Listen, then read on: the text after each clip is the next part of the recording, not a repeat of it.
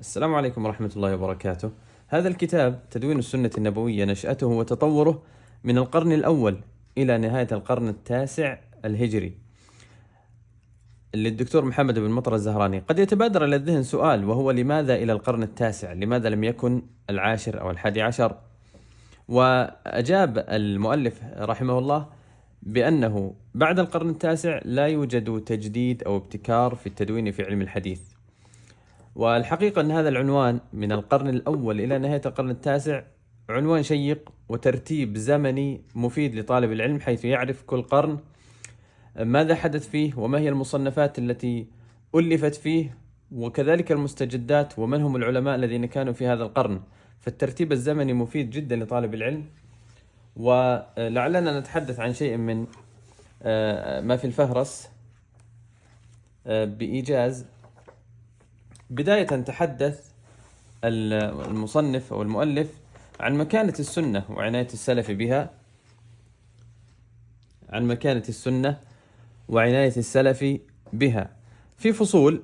الفصل الثالث منها، الفصل الثالث، قال أصحاب الأهواء والفرق وموقفهم من حجية السنة، وهذا مبحث مهم وإن كان ليس لصيقا بعنوانه. طبعا تكلم عن أن منهم من رد السنة مطلقا، ولهم أمثلة، ذكر الرافضة منهم، لأن الرافضة حكموا بالردة على جمع كبير من الصحابة، وهم بذلك سيردون حديثهم لأن الصحابة هم نقلة الحديث. وذكر ممن رد خبر الآحاد طائفتان: المعتزلة ردوا خبر الآحاد في العقائد وفي الأحكام، وأما متكلمون الأشاعرة فإنهم ردوا خبر الآحاد في العقائد. وجميع هذه المذاهب باطلة، سواء من رد السنة مطلقا واكتفى بالقرآن، أو من رد جزءا منها وأخذ جزءا آخر. كما ذكرت، رتب الكتاب ترتيبا زمنيا، بدأ بتدوين السنة في القرنين الأول والثاني وجعلهما في فصلين، ثم تحدث عن القرن الثالث. ولا شك أن القرن الثالث هو القرن الذهبي في تدوين السنة النبوية، فيه المسانيد، مسند الإمام أحمد، وفيه الكتب الستة كلها في القرن الثالث من 200 إلى 300. طبعا هو عقد لكل كتاب من الكتب الستة مبحثا وفصلا مستقلا يتحدث فيه عنه. وأما بالنسبة للمسانيد فإنه عرفها وعرف بمسند واحد، وهو الأشهر، مسند الإمام أحمد رحمه الله تعالى. ثم القرن الرابع تحدث فيه عن بعض المؤلفات التي ألفت فيه، منها صحيح ابن خزيمة، وصحيح ابن حبان، مستدرك الحاكم.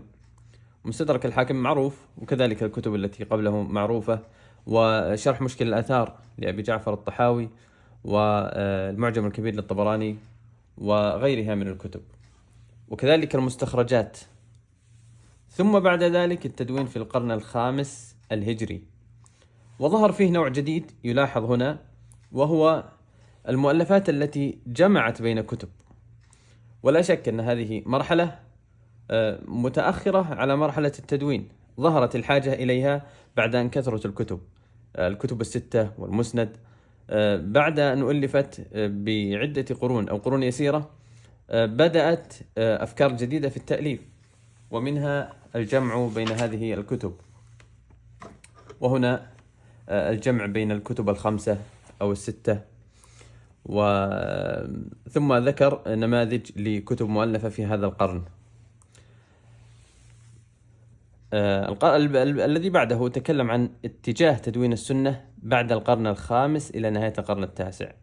ظهرت عدة أفكار وعدة مواضيع صنف فيها، منها موضوعات خاصة ومعينة ككتب الموضوعات، الأحاديث الموضوعة والمكذوبة، ومن أشهر الكتب فيها كتاب ابن الجوزي تحدث عنه.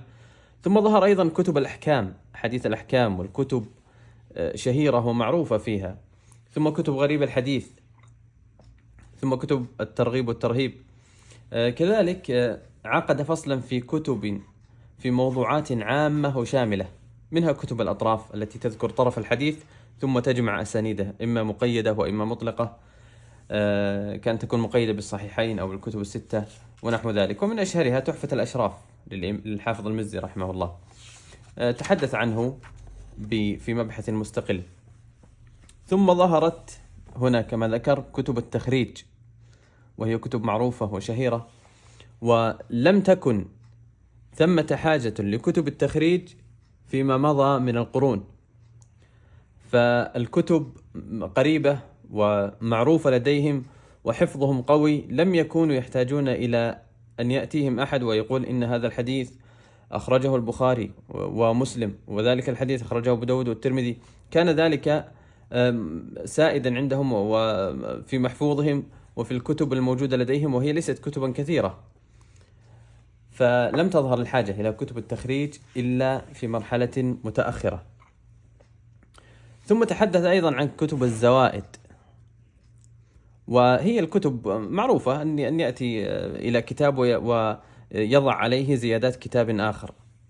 ثم كتب الجوامع، ويقصد بها الجوامع التي تجمع بين كتب، جامع الأصول لابن الأثير، جامع الكتب التسعة، وغيرها من الكتب التي تجمع بين كتب، وليس المقصود بالجوامع مثل جامع البخاري جامع يعني يجمع أبواب الدين كلها، فليس المقصود به هذا هنا إلى آخره. فالكتاب حقيقة مفيد وحافل ونافع جدا، لا يستغني عنه طالب الحديث، وهو كما ترى حجمه ليس بالكبير.